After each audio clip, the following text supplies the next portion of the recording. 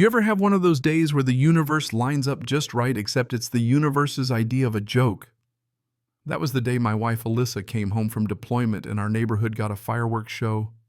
Only it was blue and red lights, sirens, and one HOA president losing her mind right in front of our driveway. Picture this.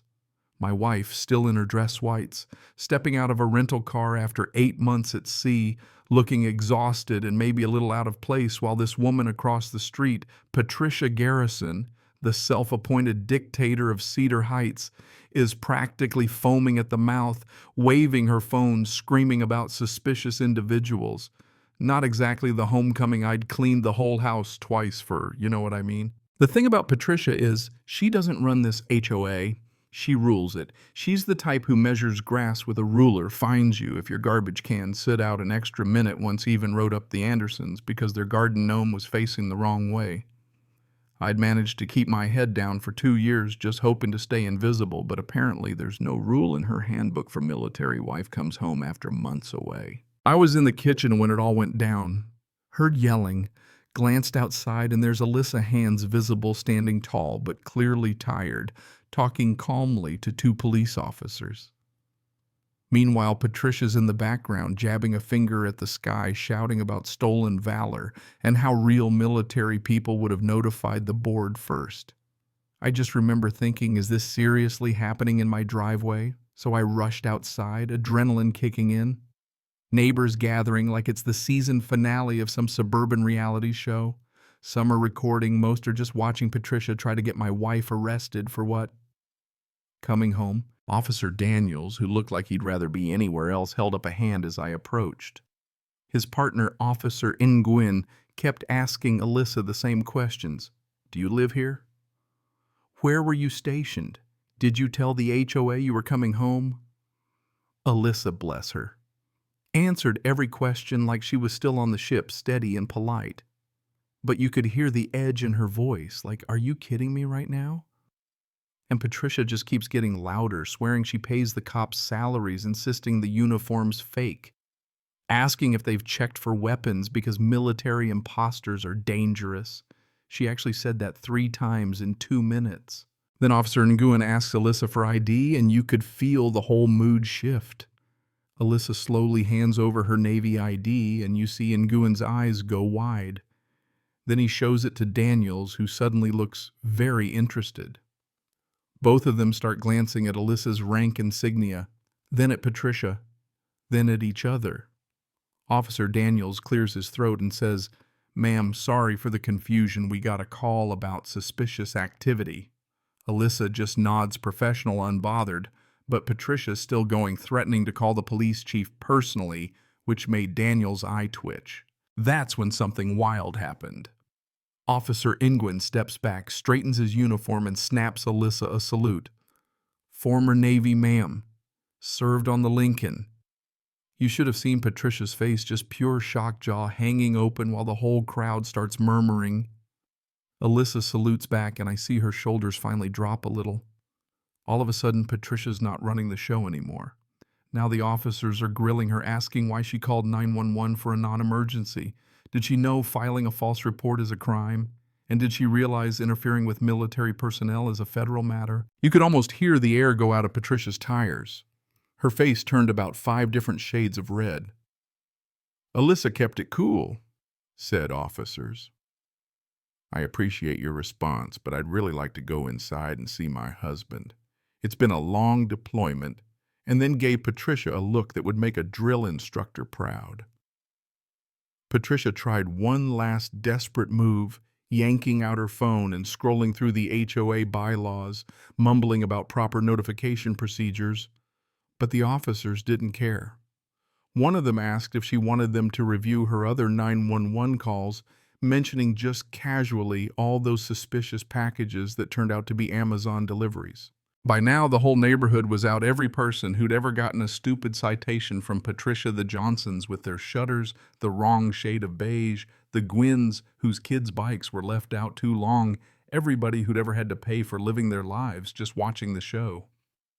Officer Daniels ended up writing Patricia a warning for abusing emergency services, told her any more false claims would mean real charges, suggested she rethink her approach to neighborhood watch. Patricia's hand shook as she took the warning. Alyssa, meanwhile, thanked the officers, chatted for a second about the Truman's last deployment, even got a handshake from one of them, while Patricia just stood there. As the police left, neighbors started coming over. Mrs. Chen, from 2 doors down, actually clapped. A few people said, "Welcome home." And for a minute, it felt like Cedar Heights was a real community, not some HOA prison. Of course, Patricia couldn't let it go. She hissed something about this not being over, swore the HOA board would hear about it, even accused us of grass violations. Alyssa just smiled, said, "Ma'am, I've spent 8 months dealing with real threats. Your tape measure doesn't scare me." I swear the silence that followed was the best thing I'd heard in years. Inside, Alyssa collapsed on the couch, finally letting herself relax. "Some homecoming," she said with a tired laugh. I just shrugged. At least it hadn't been enemy fire. She snorted, said enemy fire was more predictable than HOA politics. That night, word shot around the neighborhood group texts, Facebook posts, even a video of the officer saluting Alyssa. People were laughing, celebrating like everyone was waking up from a bad dream. Patricia spent the rest of the day stomping from house to house with her clipboard, trying to get support, but nobody wanted to listen. People wouldn't even open the door. I watched her stand on the Petersons' porch for 10 minutes ringing the bell while their car was in the driveway and the TV was clearly on. They just ignored her. By sunset, Patricia was taping these official-looking notices to doors demanding an emergency HOA meeting over what she called a hostile military takeover of the community, threatening lawsuits, making up bylaws left and right, even saying Alyssa should be investigated by Homeland Security. Honestly, it was almost sad. The next morning, there's a knock at our door. Dr. Harrison from the HOA board, who'd only stayed on to keep Patricia in check, shows up with 4 other board members. They look tired but also kind of relieved. Mrs. Foster, who runs the bakery, hands Alyssa a welcome home cake, tells us the board called an emergency meeting at 6 a.m., and Patricia was voted out unanimously. Turns out in the past 18 months, she'd called 911 37 times, once for terrorist activity when the Kumars had a family barbecue, another time for drug dealing when some teens were selling lemonade. Dr. Harrison showed us his phone. The city fined Patricia $500 for abusing 911, and the police were considering more charges. But the real kicker, someone forwarded the video of Patricia yelling at Alyssa to her employer, a law firm that literally has "Support Our Troops" stickers on their windows. She was fired on the spot. We only found out for sure when a moving truck pulled up 3 days later. You want to talk about poetic justice? The entire neighborhood suddenly needed to water lawns or sweep driveways the day Patricia moved out. She tried to act in charge, ordering the movers around, but it's hard to look powerful when you're carrying a box labeled kitchen junk in your own shaky handwriting. Just before she left, she made one last stand, marched to our door, chin up, and handed me an envelope. A bill, she announced, for grass violations going back 2 years, claimed we owed $3,200. I glanced at Alyssa, who took the paper, read it, and smiled. "Ma'am, you're right. Some of these grass clippings do exceed HOA guidelines by about 1/8 of an inch. But since you're no longer president and you've been removed for cause, this doesn't hold up. But I'll keep it as a souvenir of your dedicated service." For a second, Patricia just stood there, mouth moving but no words coming out, then turned and walked away to her car. When that moving truck finally rolled out, someone started clapping. Then another. Pretty soon, the whole block was giving her a standing ovation.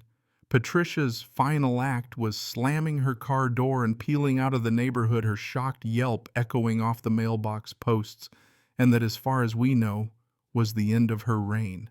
But I gotta ask, does the neighborhood really need someone like Patricia to keep order, or is it better off when folks just look out for each other?